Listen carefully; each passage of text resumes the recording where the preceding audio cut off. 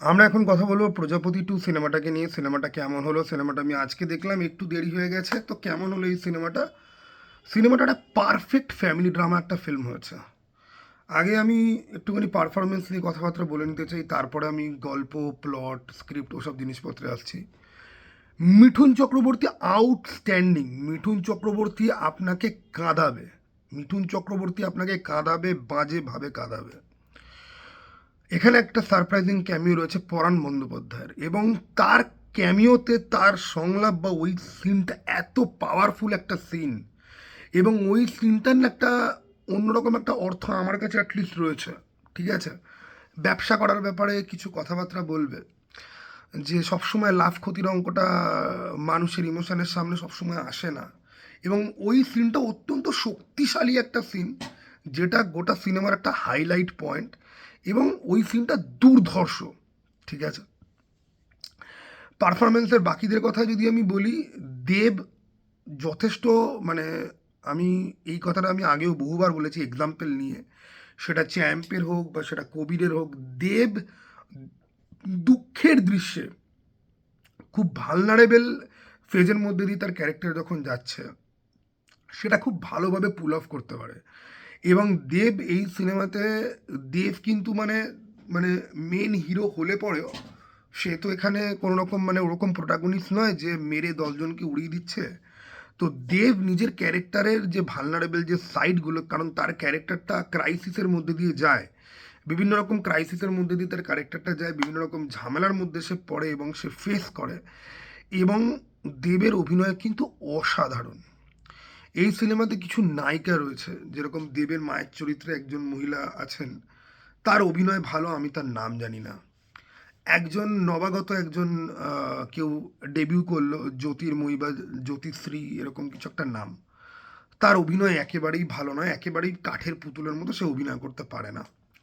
ইদিকা পলকে আমার একেবারেই পছন্দ হয় না, কিন্তু ইদিকা পল এখানে একদম ছোট্ট সময়ের জন্য রয়েছে। আমার মা ইদিকা পলের দৃশ্যে কেঁদে ভাসিয়েছে, ঠিক আছে, একদম চোখ মুখ ফুলিয়ে ফেলেছে কেঁদে। ইদিকা পল এখানে কাইন্ড অফ একটা ব্যাক স্টোরি, মানে দেবের ক্যারেক্টারটা আমরা ট্রেলার থেকে কি দেখতে পাচ্ছি, যে বাবা আর মেয়ে থাকে, তো মায়ের যে ব্যাক স্টোরিটা যখন দেখানো হয়েছে, তখন আমার মা পুরোপুরি কেঁদে ভাসিয়েছে।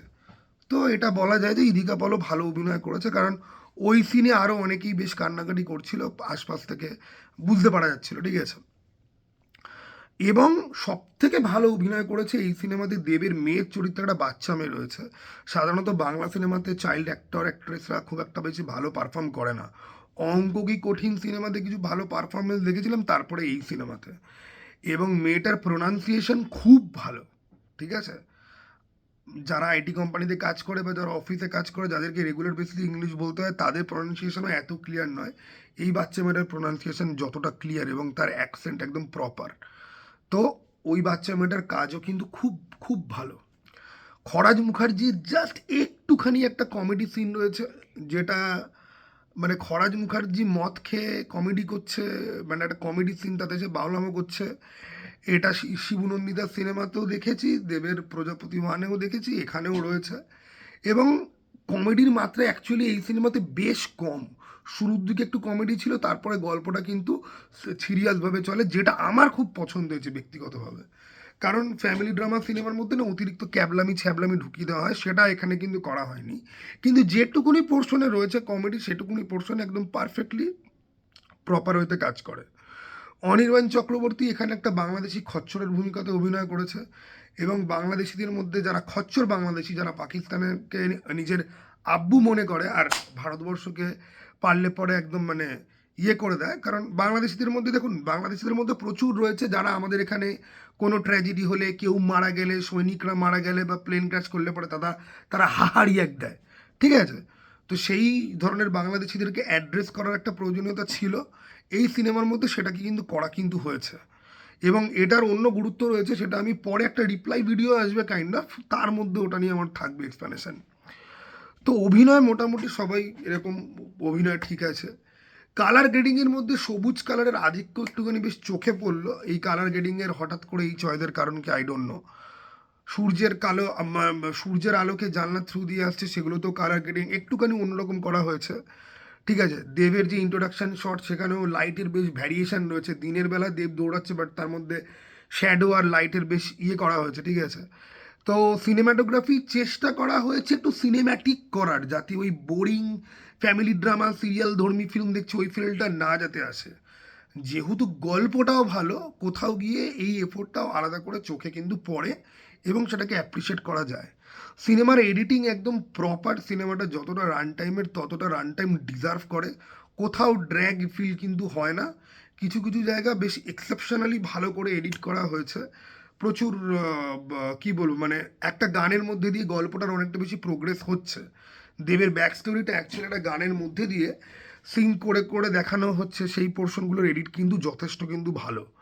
এবং সিনেমাটার সেকেন্ড হাফ যখন সিনেমাটা খুবই সিরিয়াস একটা জায়গাতে মুভ করে, ওই পোর্শনের এডিট কিন্তু খুবই ভালো হয়েছে এবং ক্লাইম্যাক্স খুব সুন্দর হয়েছে। সিনেমার যে ক্লাইম্যাক্স সেটা অত্যন্ত ভালো এবং অত্যন্ত বাজে রকমভাবে আপনার মধ্যে থেকে ইমোশন ইভোক কিন্তু করবে। ক্লাইম্যাক্স দেখে ভাই যেই মানুষের বুকে হৃদয় আছে তার চোখ দিয়ে ভাই ক্লাইম্যাক্সে জল পড়বেই, ঠিক আছে। এইবারে আমি আসি গল্প আর স্ক্রিপ্ট, যেটা নিয়ে প্রচুর কথা, প্রচুর আমি অ্যাকচুয়ালি দেখো চেষ্টা করি আজকাল গালাগাল না দিতে, বাট এই সিনেমার প্লট পয়েন্ট নিয়ে অনেক বিজ্ঞ বিচিরা অনেক বালছাল বকছে। তারা না তো বোঝে যে কি করে সিনেমার প্লট প্রোগ্রেশন হয়, না তো ওই এগেন না তো তারা ক্যারেক্টার আর্ক বোঝে, না তো কোন ক্যারেক্টারের মোটিভেটিং ফ্যাক্টরের জন্য একটা এলিমেন্টকে আগে এস্টাবলিশ করে সেটার সাথে কানেকশন পরে দেখানো হচ্ছে, বা কোনো অবজেক্ট যে অ্যাকচুয়ালি প্রতীকী হিসাবে ইউজ করা হচ্ছে, বা স্টোরি টেলিংয়ের মধ্যে যে দুটো প্যারালাল স্টোরি যে চলছে, এগুলো তারা বোঝে না। এবার তারা এতটাই উদ্গান্ডু এবং তাদের যুক্তি, যেরকম একজন বলল যে অনির্বাণের ক্যারেক্টারটার এখানে দরকার কী ছিল। ফ্যামিলি ড্রামা সিনেমা মানে কি একটা লোকের লাইফে কোনো রকম ভিলেন থাকে না? আর ভিলেন যদি থাকে একটা ফ্যামিলি ড্রামাতে, কি তুমি এক্সপেক্ট করো যে লাস্টে হিরো ভিলেনের মধ্যে হাতাপাই হবে? হয় না। ভিলেনটা রয়েছে এবং ভিলেনটাই তো হিরোর লাইফকে ক্রাইসিসে পাঠাচ্ছে। তাহলে তুমি কি করে বলছো যে এর কোনো রকম গুরুত্বই নেই, বা এ পুরোপুরি ওয়াশড আউট একটা ক্যারেক্টার যে এখানে না থাকলে পরে কিছু হতো না? এটা তর্কের বিষয় হতে পারে যে অনির্বাণ চক্রবর্তীর মতো হেভিওয়েট লোককে কি এই রোলে নেওয়া উচিত হয়েছে। সেখানে ভাই যে কেউ উঠে এসে বলে দেবে যে উনি প্রধানেও দেবের সাথে ভিলেন করেছিলেন, এখানে উনি করেছেন, তো প্রবলেম কি আছে? অভিজিৎ সেনের সাথে উনি আগেও কাজ করেছেন, এখানেও কাজ করেছেন, তো প্রবলেম কি আছে? ফলে এই যুক্তিটা দাঁড়ায় না। অনেককে আমি এটা বলতে দেখছি যে লাস্টে জোর করে বাড়ির গল্প ঢুকিয়ে দিয়েছে। আবার এগেন সিনেমার শুরুতেই একজন বাবা বলছে যে এই বাড়িটা কেন তার সন্তান। সিনেমার মাঝখানে ডায়লগ রয়েছে যে আমি এক সন্তানকে বাঁচাতে আরেক সন্তানকে স্যাক্রিফাইস করছি। তারপরেও তারা বুঝতে পারছে না এই অ্যাঙ্গেলটা কোত্থেকে আসছে। তোমাকে যদি স্পুন ফিট করা হয় তুমি বলবে যে বোরিং, তোমাকে যদি ইন্টেলিজেন্ট হইতে শাটেলভাবে প্যারালালি একটা জিনিসকে দেখিয়ে বোঝানো যদি হয়, তখন তুমি বলবে যে এটা হঠাৎ করে কেন হয়ে গেল। এইরকম টাইপের ধপের যুক্তি, মানে না বুঝে কথা বলা। আইদার তুমি খুব স্মার্ট, তুমি একটা জিনিসকে বুঝে অ্যানালিসিস করছো, নয়তো তুমি স্মার্টনেস দেখানোর জন্য যা খুশি তুমি টেনে নিয়ে আসছো, যেটার অ্যাকচুয়ালি কোনো রকম মাথা মুন্ডু নেই। আমি যদি প্রজাপতি ওয়ানের সাথে কম্পেয়ার যদি করি, প্রজাপতি ওয়ান যথেষ্ট মানে মেসি একটা সিনেমা ছিল, যার মধ্যে প্রচুর এলিমেন্ট রয়েছে এবং প্রচুর অপ্রয়োজনীয় জিনিস রয়েছে। প্রজাপতি টু কিন্তু সেটা থেকে সাফার একদমই করে না, খুব লিনিয়ারভাবে গল্পটা এগোয় এবং বাবা ছেলের সম্পর্ক বা বাবাদের অ্যাকচুয়াল অবদান কি থাকে নিজের ফ্যামিলির প্রতি, এবং সেটা সমাজে পিতৃতন্ত্রের সাথে প্রতীকীভাবে কীরমভাবে এক্সিস্ট করে। কারণ দেখো, আমরা থাকি তো কলকাতায়, এখানে হয় টক্সিক নেরিবাদের চাষ। এখানে অর্ধেক লোক চিৎকার করছে যে পিতৃতন্ত্র ফেলে দাও, ছেলে মানেই সব রেপিস্ট। ওকে, আর অধিকাংশ দল তো মহিলাদের পা চাটতে ব্যস্ত হয়ে রয়েছে। একটা প্রকৃত মানুষ সে না তো নারীবাদে পুরোপুরি কনভিন্স হবে, না তো পুরুষবাদে। কারণ দুটোর মিলনেই আমরা আসি। আমাদের প্রত্যেকের জন্মের পেছনে একটা ছেলে এবং একটা মেয়ে দুজনেই ইকুয়ালি রেসপন্সিবল থাকে। এবারে কোনো সিনেমাতে পিতৃতন্ত্রকে যদি একটুখানি সেলিব্রেট করা হয়, মাতৃতন্ত্রকে খাটো করে না দেখিয়ে, সেটা তো প্রবলেমের কোনো রকম অ্যাঙ্গেল হতে পারে না, রাইট? সেটাতেও অনেক লোকের অনেক রকম প্রবলেম হচ্ছে। এবং সব থেকে আজব ব্যাপার আমার এখানে দাঁড়িয়ে, ফ্যামিলি ড্রামা থেকে শুরু করে আমি হইচইয়ের ভাটের ওয়েব সিরিজ থেকে শুরু করে আমি হাজারটা ফিল্মে মাতৃতন্ত্রের প্রচুর সেলিব্রেশন দেখতে পাই। একটা সিনেমাতে যদি বাবাদের নিয়ে কথা বলার চেষ্টা করা যদি হয়, তার মানে সেটাকে একটা প্যাট্রিয়ার্কাল মিসোজিনিস মাইন্ডসেট আপের ফিল্ম বলে সেটাকে সাইডলাইন করে দিতে হবে? সেটার কোনো লজিক পর্যন্ত রয়েছে? আমি বেট ধরে বলতে পারি মিঠুন চক্রবর্তীর ক্যারেক্টারটার সাথে অনেকে নিজের বাবাদের রিলেট করতে পারবে। বাবারা এরকমই হয়, বাবারা এরকমই হয়। তারা সন্তানের জন্য কোথা দিয়ে কীভাবে স্যাক্রিফাইস করবে সন্তান জানতে পর্যন্ত পারবে না। ঠিক আছে, সেই জিনিসটাকে কোনো একটা সিনেমাতে সুন্দর করে দেখানো যদি হয়, তার মানে সেটা যদি মিসোজিনিস্টিক প্যাট্রিয়ার্কাল ফিল্ম যদি হয়ে যদি যায়, তাহলে আমার জাস্ট কিছু বলার নেই। এবং এরকম ধরনের কথাবার্তা আমি বিভিন্ন রকম ফিল্ম গ্রুপে আমি লেখা আমি দেখছি। আমি নিজে ফ্যামিলি ড্রামা পছন্দ করি না, সিরিয়াল ধর্মী ফ্যামিলি ড্রামা আমি পছন্দ করি না, কিন্তু এই বছরের স্বার্থপর আর এই সিনেমাটা, এই দুটো সিনেমা ফ্যামিলি ড্রামা হিসেবে জল জল করবে, কিন্তু তারা কিন্তু রাশকে গিয়ে বিট করতে পারবে না। রাশ অ্যাকচুয়ালি এই দুটো সিনেমার থেকে আরও আরও কোটি কোটি গুণ ভালো একটা সিনেমা। বাট এই বছর ফ্যামিলি ড্রামাকে তুমি হেট করতে পারো, কিন্তু একটা ভালো ফ্যামিলি ড্রামা যদি হয়, তাহলে কি শুধুমাত্র সেটা ফ্যামিলি ড্রামা বলে তুমি সেটাকে ক্যান্সেল আউট করে দেবে যে না এটা ফ্যামিলি ড্রামা হয়েছে একই জিনিস? আরে ভাই, তুই দেখতে যাচ্ছিস অভিজিৎ সেনের সিনেমা, তুই জানিস অভিজিৎ সেন ফ্যামিলি ড্রামা ছাড়া আর কিছু সে করে না, তুই জানিস এটার নাম প্রজাপতি 2, তুই জানিস যে প্রজাপতিতে এরকম গল্প ছিল, প্রজাপতি 2তে এরকম ধরনের গল্পই থাকবে 100%। অনেক ফর্মুলাটিক সিনেমা হয় যেগুলো স্ট্রেট ওয়ে কিন্তু ভালো হয়। ফর এক্সাম্পল কিলে কি প্রচুর কিছু গল্প আছে? গল্পতে একদম সহজ একটা গল্প, তার মানে এটা কি ওটা কি ফর্মুলাটিক ফিল্ম হয়ে গেল? না, কারণ কিল তোমার মধ্যে থেকে এক্সট্রিম ইমোশন ইভোক করে নিয়ে আসতে পারে, কারণ কিল যেটা দেখাচ্ছে যেটা ইনডেপথ থেকে দেখাচ্ছে। এখানে বাবার জন্য ছেলের স্যাক্রিফাইস, ছেলের জন্য বাবার স্যাক্রিফাইস, বাবা ছেলের বন্ড পুরোটাই একদম ভেতরে ঢুকে ইনডেপথ তোমাকে দেখানো হচ্ছে। গল্পটা প্রেডিক্টেবল হতে পারে, বাট পারফরমেন্স এত কনভিন্সিং এবং ঘটনা প্রোগ্রেস এতটা অর্গ্যানিক হতে হচ্ছে যে তুমি তার সাথে জুড়ে যাবে, সেই জন্যেই লাস্ট থেকে সবাই কান্নাকাটি করছে। ঠিক আছে, এবং দেখো আমি লহ গৌরাঙ্গের নামটা এখনো অবধি দেখিনি, বাট আমি টেক্কা দশম অবতারকে গালাগাল দিয়েছি, অনেকে ওই দুটো সিনেমাকে ভালো বলেছে, তারা পর্যন্ত লহ গৌরাঙ্গের নামটাকে গালাগাল দিচ্ছে, আমি তো এখন অবধি দেখিনি। তো আমার তো ওই সিনেমা ডেফিনেটলি আমি জানি খারাপই লাগবে, বাট আমি ওটা দেখবো যে কতটা ছড়িয়ে লাট হয়েছে। তো এই ক্রিসমাসে আমি যে দুটো দেখলাম তার মধ্যে প্রজাপতি এগিয়ে থাকবে, শুধুমাত্র প্রজাপতি এখানে এগিয়ে থাকবে না, আমি যদি টনিক, প্রজাপতি আর প্রজাপতি 2 তিনটে কনসিডার যদি করি, টনিক আর প্রজাপতি আমার এখন মনে পর্যন্ত নেই কি ছিল। কিছু কিছু সিন বাদ দিয়ে টনিকের যেরকম লাস্টে ক্লাইম্যাক্সে পাহাড়ে ওঠাটা আমার মনে আছে, আর পরাণ বন্দ্যোপাধ্যায়ের সাথে ওর একটা ভুল বোঝাবুঝি হবে, লাস্টে পরাণ বন্দ্যোপাধ্যায়ের ছেলে আসবে, ওই জায়গাগুলো আমার মনে আছে। প্রজাপতির কিছু কিছু কমেডি মনে আছে আর ক্লাইম্যাক্সটা মনে আছে, কিন্তু প্রজাপতি টুর গল্পটা এমন, বা গোটা জিনিসটা এত সহজ সরল এবং এত সুন্দর করে ফিল্মটাকে প্রেজেন্ট করা হয়েছে যে এই গল্পটা অনেকদিন তোমার মাথায় থাকবে। যেরকম সন্তান, সন্তান কিন্তু তুমি মনে করে দেখো, সন্তান তোমার এখনো তুমি দেখবে যে সন্তান সিনেমাটা তোমার মনে আছে।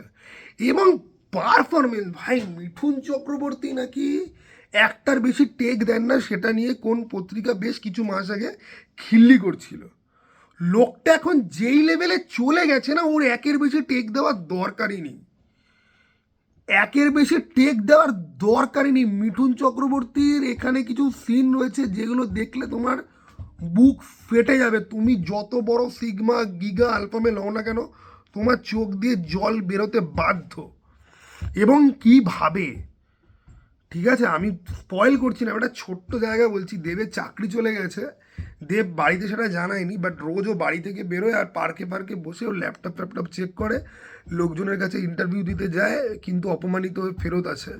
মিঠুন চক্রবর্তী ওকে এন্টায়ার টাইম ফলো করছে, ঠিক আছে, মিঠুন চক্রবর্তী বুঝতে পেরেছে যে আমার ছেলের সাথে কিছু একটা প্রবলেম হয়েছে, এবং ফাইনালি ও দেবকে কনফ্রন্ট যখন করবে, সেটার আগে একটা সিন আছে যে একদিন মিঠুন চক্রবর্তী বাড়ি ফিরছে না, পরে পুলিশের হাত ধরায় ফিরবে, ওখানে দেব ওর বাবাকে জিজ্ঞাসা করবে যে তুমি কোথায় ছিলে, মিঠুন চক্রবর্তী ওর ওপরে চেঁচিয়ে উত্তর দেবে।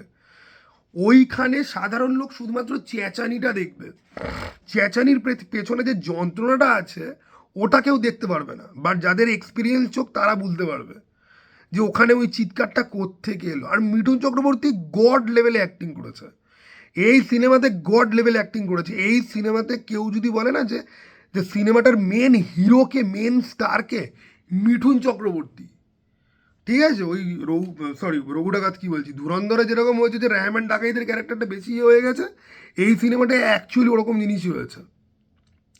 তো এটা একটা দুর্ধর্ষ সিনেমা। আমি প্রচুর বোকা বোকা রিভিউ দেখছি এটার, মানে রিভিউগুলো জাস্ট কোনো মা বাবা নেই, ঠিক আছে। একাডেমি অফ ফাইন আর্টসের সময় সেম জিনিস হয়েছিল। ইট ইজ লাইক আমি দেবকে পছন্দ করি না তাই গালাগাল দিতে হবে। সবাই জানে যে আমি দেবকে একদম পছন্দ করি না, দেবকে নেমে প্রচুর খিল্লি করি, কিন্তু সেটা আমি মানুষ দেবকে আমি পছন্দ করি না। আজকে দেব যদি একটা ভালো সিনেমা করে সেটাকে আমি জোর করে খারাপ বলবো না, কারণ সিনেমার প্রতি আমার যে ভালোবাসা সেটা দেবের প্রতি আমার যতটা ভালোবাসা নেই সেটাকে কখনো ওভার পাওয়ার করে না। সিনেমার ব্যাপারে কথা বলার সময় আমি সিনেমাতেই স্টিক করে থাকবো, সিনেমাতে কী হয়েছে সেটা নিয়েই আমি কথা বলবো। আমি দেবকে পছন্দ না করতে পারি তাই বলে প্রজাপতি টু আমাকে জোর করে খারাপ বলতে হবে নয়, একেবারেই নয়। এবং প্রজাপতি টু মেবি দেব এই যত এই সিরিয়াল ধর্মী ফিল্ম যেগুলো করে আসছে বা করে তার মধ্যে প্রজাপতি টু মেবি সব থেকে ভালো সিনেমা, ঠিক আছে, আমি যদি প্রিভিয়াস ওয়ার্কগুলোর সাথে কম্পেয়ার যদি করি। তো এই ছিল কি আমার বক্তব্য। চলোটা ভাই, আবার যেন দেখা পাই।